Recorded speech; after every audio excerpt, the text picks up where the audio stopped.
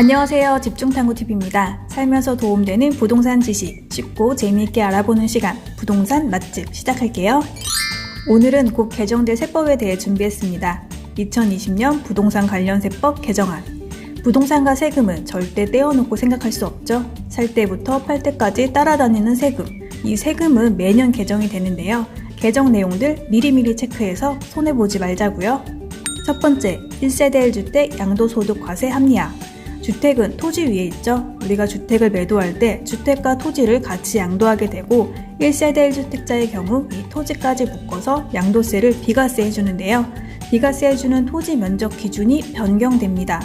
현행 기준은 도시지역과 도시지역 밖으로 구분해서 도시지역은 주택 정착 면적의 5배, 도시지역 밖은 10배 이내의 부수토지에 대해서 비과세 특례를 적용해 주었습니다. 대부분의 아파트나 주택이 가지고 있는 토지 면적은 이 기준에 들어가기 때문에 그동안은 특별히 신경을 안 써도 되었는데요. 이 부수토지의 범위가 수도권 도시지역은 기존 5배에서 3배로 축소 조정됩니다. 2022년 1월 1일 이후 양도하는 분부터 적용한다고 하니까요. 수도권에 마당을 크게 가지고 있는 단독주택들은 주택의 부수토지 면적 체크해보고 기준이 넘는다. 그리고 매도 계획도 있다고 한다면 매도 시기를 잘 따져보는 게 좋겠죠? 두 번째, 고가 겸용주택의 과세 합리화. 겸용주택은 하나의 건물이 주택과 주택 외 부분으로 복합되어 있는 것을 말하는데요. 일반적으로 아래층은 상가, 위층은 주택이 있어 상가주택이라고 많이 부르죠. 이 상가주택을 팔 때 상가 부분과 주택 부분을 어떻게 과세할 건지가 문제인데 현행은 주택 부분이 더 크면 모두 주택으로 봐서 과세를 했고요. 겸용주택이 1세대 1주택에 해당하면 전체를 1세대 1주택 비과세 적용을 해줬습니다. 그리고 주택 면적이 상가 면적과 같거나 더 작으면 주택 면적만큼만 주택으로 봐서 1세대 1주택이라면 주택 면적만 비과세를 적용해줬습니다. 그래서 일반적으로 겸용주택을 지을 때 전체를 비과세 받기 위해 주택 부분을 한 평이라도 더 크게 만드는 게 일반적이었는데요.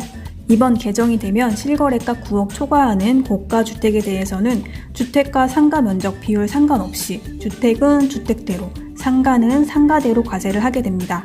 결과적으로 9억 초과 고가 주택은 주택 면적이 더 크더라도 주택 면적만큼만 비과세 되기 때문에 앞으로 내야 되는 세금이 더 많아지게 됩니다. 2022년 이후 양도하는 분부터 적용한다고 하니 매도 계획이 있다면 역시 매도 시기를 언제로 할지 잘 따져보셔야겠죠? 세 번째, 주택임대소득의 주택수 계산 방법 개선. 주택임대소득 산정 시 소유 주택의 수에 따라 과세 기준이 달라지는데요. 현행은 공유로 가지고 있는 주택의 경우 그 주택은 최다 지분자의 소유로 계산을 했지만 과세 형평을 위해 고액의 임대소득을 얻는 공유주택 소수 지분자도 과세 대상에 포함되도록 주택수 계산 방법을 개선한다고 합니다. 지분을 가지고 있는 주택에서 발생하는 임대소득이 연간 600만 원 이상이거나 한 달이면 약 50만 원 이상이 되겠죠? 또는 기준시가 9억 원을 초과하는 주택에 공유 지분을 30% 초과해서 가지고 있다. 이 경우에는 내 주택수에 포함이 되어서 앞으로 임대소득 계산이 달라질 수 있다는 점도 알아두시면 좋겠습니다. 네 번째, 취득세 세율 세분화. 주택을 유상거래할 때 현행은 거래 금액 구간에 따라 6억 이하 1%, 6억 초과 9억 이하는 2%, 9억 초과 3% 이렇게 구간별 단일 세율을 적용하고 있습니다. 그런데 세율 변동 구간에서 즉 6억과 9억으로 넘어가는 경계선에서 취득세율을 낮추기 위해 거래 가격을 다운하는 경우가 있다고 합니다. 예를 들어 실제로는 6억 1천만 원에 거래를 했는데 5억 9천만 원에 허위 신고를 한다는 거죠. 또 6억 1천만 원과 9억 원의 주택을 취득할 때 거래 금액은 크게 차이 나는데 동일한 세율이 적용되면서 납세자 간 과세 형평성도 문제가 되기 때문에 6억 초과 9억 원 이하 구간을 100만 원 단위로 세분화해서 과세를 하겠다고 합니다. 100만 원 늘어날 때마다 세율이 약 0.0066%포인트씩 늘어나는데 이렇게 되면 7억 5천만 원 기준으로 그 아래 구간은 세 부담이 적어지고 위에 구간은 세 부담이 더 늘어나게 됩니다. 내년 2020년 1월 1일 이후부터 적용이 된다고 하니까 6억 초과 9억 이하 구간의 주택을 취득할 계획이 있다면 미리미리 체크해두세요. 이번 시간에는 내년에 바뀌는 부동산 관련 세법에 대해 정리해봤는데요. 큰 변수 없이 9월 3일 정기국회를 통과하면 이대로 진행될 것 같습니다.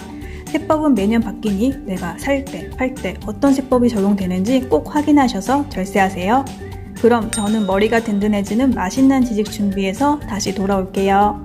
잠깐! 배가 든든해지는 맛있는 메뉴도 추천해드릴게요. 오늘의 추천 메뉴는 콩국수입니다. 저녁 더위는 한풀 가셨지만 아직 낮에는 너무 덥죠? 여름에는 입맛이 없어 체력도 떨어지는데요. 콩은 저지방, 고단백질 식품으로 피로회복을 돕고 혈관을 튼튼하게 해줘서 동맥 경화와 노화를 방지해주는 효과가 있다고 합니다. 덥고 지치는 날 진하게 내린 콩국물에 소금, 설탕 취향대로 넣고 쫄깃한 국수와 얼음 동동 띄어 시원하게 한 그릇 하세요. 집중탐구TV 좋아요, 구독, 알림 눌러주세요.